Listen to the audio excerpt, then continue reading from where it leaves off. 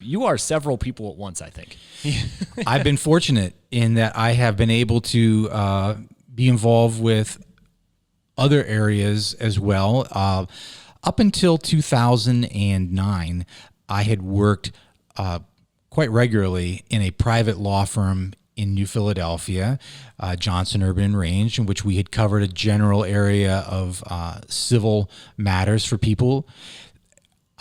I've also been fortunate in that I've been able to stay in the classroom as well. I've been an instructor at Kent Tusk since 2005, and I think I just like the variety of those different occupations. So let's just start picking out from that tree you just laid in front of us. A professor at Kent State Tusk. Now that's something that is new information to me.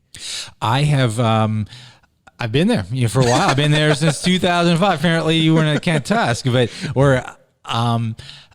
it's very limited as to what I do teach there. I'm in the Justice Studies program, and I have taught criminal law, criminal procedure and evidence, court functions, and one of my favorites, crime, justice, and popular culture, and which does seem really unique to me.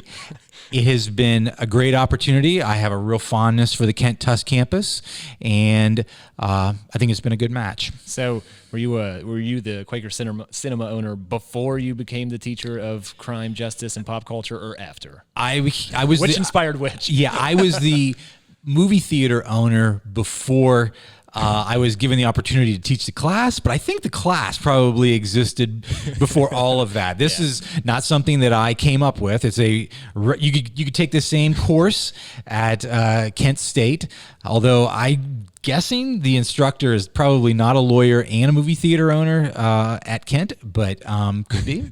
That's a trifecta that I don't think you're going to meet. I don't think so, but don't know for sure.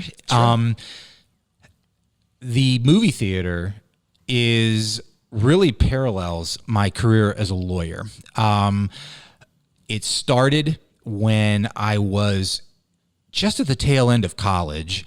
It kind of percolates through my law school years and just culminates in just the perfect timing right about the time when I graduated from law school, starting out as a lawyer, and I start working for Mike Johnson at that time, who owned the movie theater at that time. Did not have 4 children at that time. Yeah. Had a lot more free time. And as a hobby, opened up the Quaker, and it blossomed into a business from there. Yeah, I mean, that for me, you've owned that essentially as long as I can remember.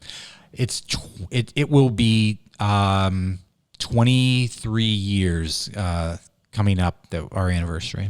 Which is crazy to me, because maybe I'm a kid that just hadn't put my nose into any of the county's business, but I didn't know that either. Me, maybe that's my perspective, but it seems kind of humble to not know the guy that does all of these things. Well, it's, you just didn't, I guess, put it all together, Brian, but now you know. So how do you get to own a movie theater? I mean, it seems like every profession that you're in would take its own path and its own whole story of how you ended up there. They're very specific. I'm fortunate in that the movie theater comes about because my partner, who has since passed away, was out of a job in the mid-90s. We worked together at a movie theater in Kent, Ohio, and he was very passionate about movie theaters. I was probably, never did I think that I would own a movie theater or work even at a movie theater, and it just happened to be that I did. And I was definitely more interested in the movies, and he was more interested in the buildings and projection work. That was his thing. Yeah. And he knew that there was an opportunity in Tuscarawas County, and in what would have been 1996, we put it together as far as the business, and we were able to open in 1997, and it was really the perfect partnership because one of us could not have done it alone. Yeah. I didn't have the movie smarts to run a projector. John knew everything about projectors. Mm-hmm. And little did we know that the need for a lawyer would be critical in the opening of the Quaker Cinema. Really, it did. It's too long of a story to go into. Sure. This would probably be an entire podcast of itself. Is there a cliff note to the story? In order really to you gotta tell the whole thing. To get us open, Yeah. often lawyers are needed. This time it was imperative. We had to have a lawyer, and it was also necessary even after we opened. It was truly the perfect partnership that I had with John. But this is strange that I'm hearing about a class that seems tailored to you, and the situations that you run into when you're opening are tailored to you. I mean, that's insane. But of course, there's a lot of hard work being put in behind that. You open up the Quaker. To me, that's like a staple. I've known about that forever, my entire life, literally. Mm-hmm. And so, what's your life become whenever you're the guy that owns the Quaker or the guy that co-owns the Quaker? I mean, did things change for you around here? Well, I don't know about changing. It just seems like that's just always been the norm to me. But it just fit in my life at that time. As I mentioned, I didn't have children at the time, but it was very shortly after. My first child was born in 1998. The Quakers less than a year old when my son Will was born, and it just was like almost like a part of our family because